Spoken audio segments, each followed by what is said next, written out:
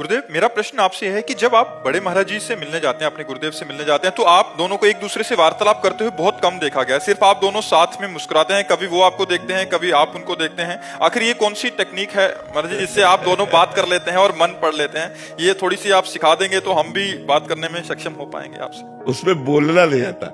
ये जो लोग कहते हैं ना कि मैं तुमसे प्यार करता हूं, झूठे लोग हैं। निकलेगा ही नहीं कि मैं आपसे प्यार करता हूं। रोम रोम जब प्यार करता है ना, तो केवल चेहरे से, नेत्रों से पता चल जाए कि इसका इससे प्यार है। नहीं तो कह नहीं सकता कि मैं तुमसे प्यार करता हूं। ये जो कहते हैं ना कि मैं तुमसे प्यार करता हूं, वो वासना का खेल खेलते हैं। इसलिए कहते हैं कि आपको हम अपनी तरफ लुभायमान कर पाए। नहीं तो ये नहीं कहा जाता मैं आपसे प्यार करता हूं। तो कुछ ऐसा शुरू से रहा है कि कभी ऐसा नहीं कि बातचीत नहीं होती, कभी होती है।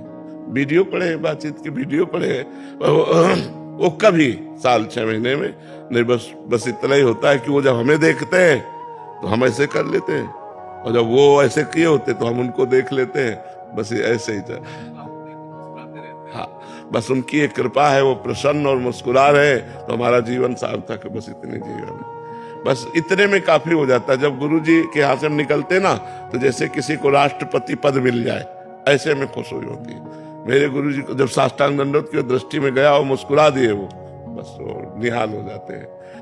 कभी जैसे चर्चा कोई ऐसी हुई तो भागवती खो गई, नहीं तो चुप शांत। और कोई ऐसा प्रश्न नहीं है जिसका उत्तर गुरुदेव यहाँ न देते हो। कोई बिरली ऐसी रात होगी जिसमें गुरुदेव स्वप्न में नाते हो।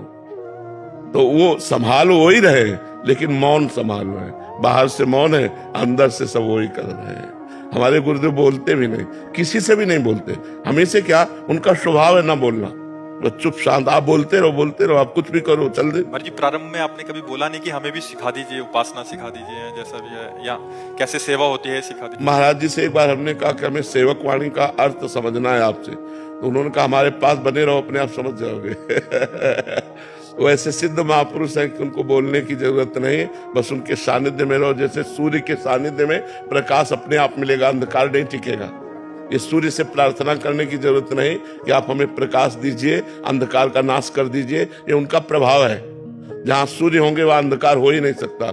ऐसे अज्ञान तिमिरा अंधस्य ज्ञानांजन शलाकया चक्षुरुन्मीलितम येन तस्मै श्री गुरुवे नमः। जहाँ गुरुदेव भगवान का सानिध्य है, अज्ञान टिक ही नहीं सकता, अपने आप नष्ट हो जाएगा। और ऐसा नहीं कि उपदेश ना दिए हो, हमारी डायरी में लिखे हुए हैं उपदेश। कभी जैसे भाव में आए तो फिर शुरू हो गए। एकांत में जब हम सेवा में रहते थे, हम ही महाराज जी केवल रहते थे। अब तो काफी शिष्य जन हो गए। पहले शिष्य हम ही हैं, और 10